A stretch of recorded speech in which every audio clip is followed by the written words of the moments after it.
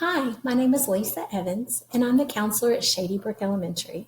Today we're going to be talking about the topic of raising kind kids. I wish I could say that this is an easy topic for me and one that I've mastered as a parent, but just being real with you is something I'm sharing not only for you, but for myself also. I think as parents, we'd all strive to say that we want to raise kind kids, but the question is, how do we do that? Today, I hope to share with you some tips and some resources that I've learned on this topic. One of the things that we do at Shady Brook at the beginning of each school year is I have a tradition that I've implemented with guidance lessons. One of the very first guidance lessons that I share with my kinder through 6 students is called the bucket filling lesson. I read the book, Have You Filled a Bucket Today by Carol McLeod. And this is a book that just talks about that we all walk around carrying an invisible bucket. And the premise of the book is that you can either be a bucket filler or a bucket dipper. Through our words, our actions, our behaviors, and our attitudes, we can either be that bucket filler, people who help, who show love and kindness to others, or we can be what I call a bucket dipper, people who are mean, who are rude, or unkind. The book gives examples of how to be a bucket filler. And so the kids and I talk about what are some practical applications of being a bucket filler, both at school and at home. And some of the examples that the book gives are things like smiling at someone, telling someone thank you, giving compliments, helping someone. We brainstorm, the kids and I, ways that we can be bucket fillers at school. For example, you see somebody that's struggling carrying some books and they need the door opened. You hold the door open for them, using manners and saying thank you and yes ma'am and no ma'am. Those are all ways to be bucket fillers. It's a concept that's really easy for even our littles to understand. Being a bucket filler, someone who helps, versus being a bucket dipper, someone who doesn't. One of the things that I do at the end of this lesson that the kids really look forward to, my first graders through sixth graders, I have them do this. Everybody gets a bucket, and it's just a sheet with an empty bucket on it. They get to put their name on the bucket handle. And then we talk about personality and character traits that we would want to be able to have people to describe about us, to be able to say that we are. And so we talk about all these positive words that we can tell people. And so I tell them just one word, and everybody writes their name on a bucket.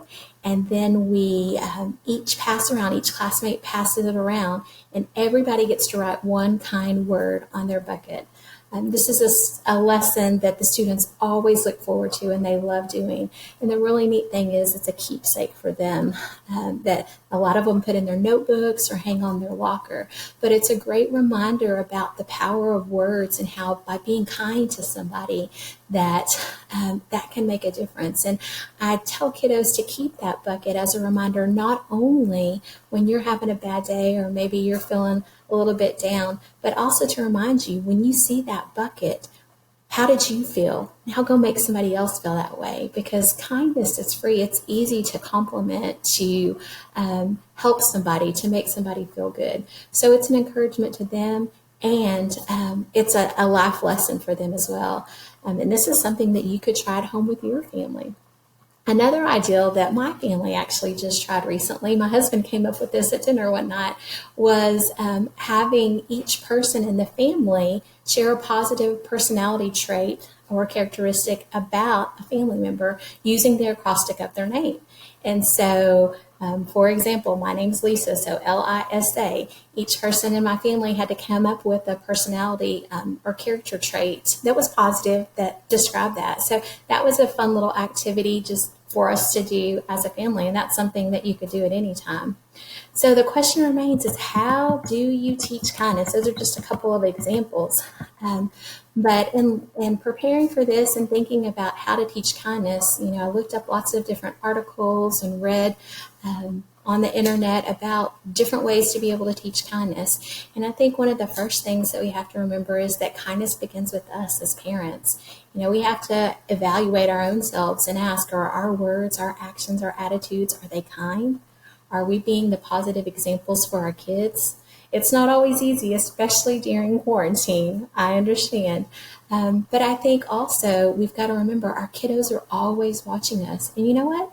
Sometimes they're going to see us mess up. Sometimes they may see us make mistakes. I always tell my kiddos and my students, nobody's perfect. We're all going to make mistakes, but we can learn and grow from those.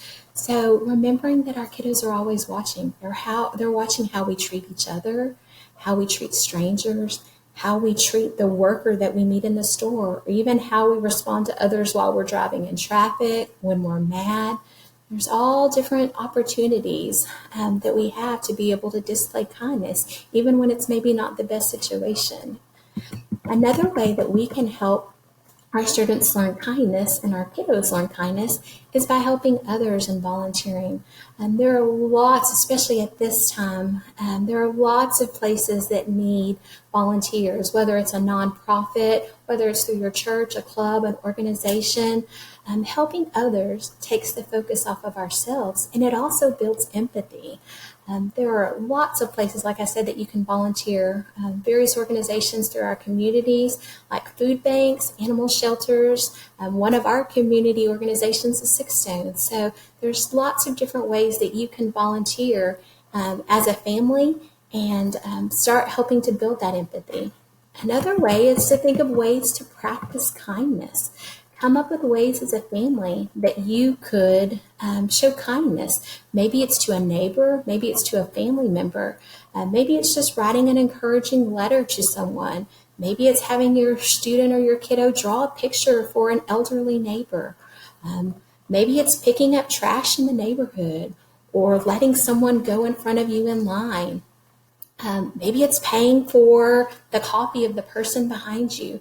There are all different ways that we can show kindness each and every day. Sometimes they cost, but you know what? Other times they're free. Simply giving a smile is a way to show kindness.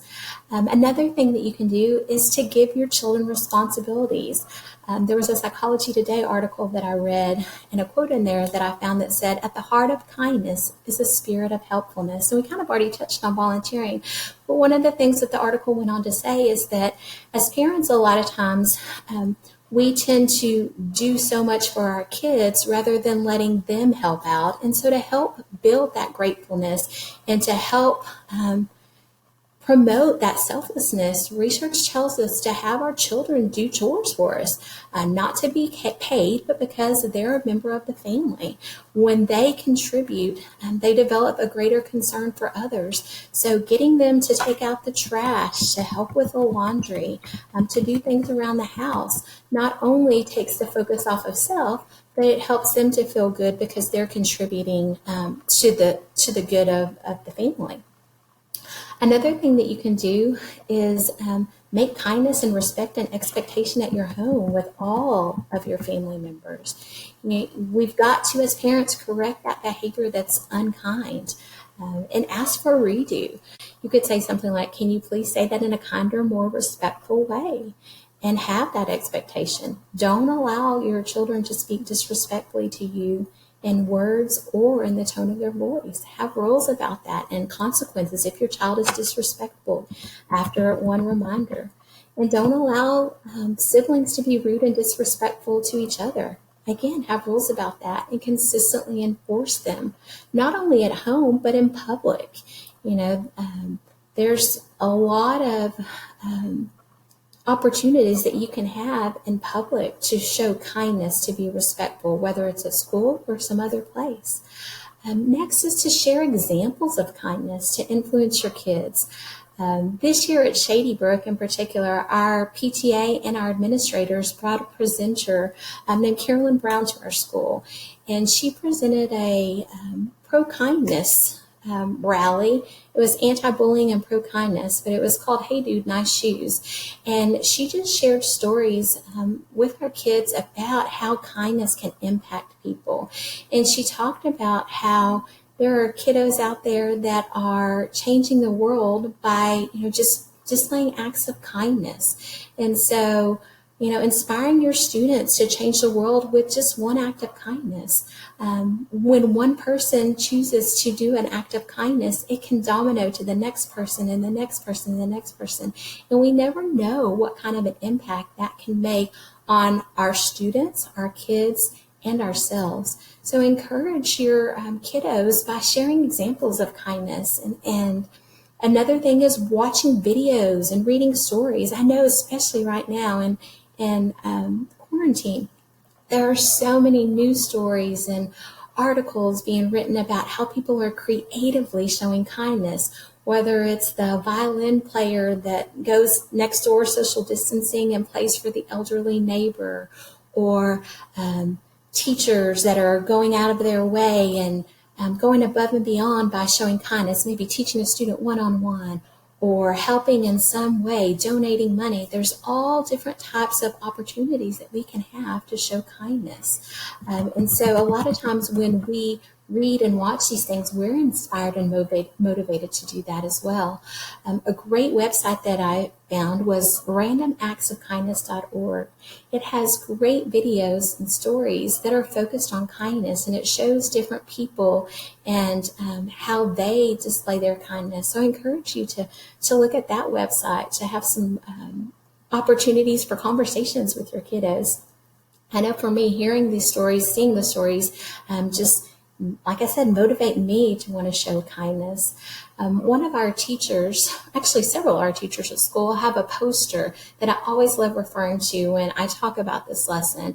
And it's the word think, and it is this acrostic, THINK. And it stands for, before you say something, T, is it true? H, is it helpful? I, is it inspiring? N, is it necessary? And K, is it kind? I think that's a great thought for us to evaluate before the words come out of our mouth. Is what we're saying true, helpful, inspiring, necessary, and kind? And if it's not, maybe we don't need to say it. I was recently watching the Grinch movie with my 7-year-old, and they ended the movie with this quote that I thought was really good. It said, "To kindness and love, the things we need most." And, during this time, kindness and love are things that we need right now, not just for right now, but that's what we need to display at all times, to be kind, to show love.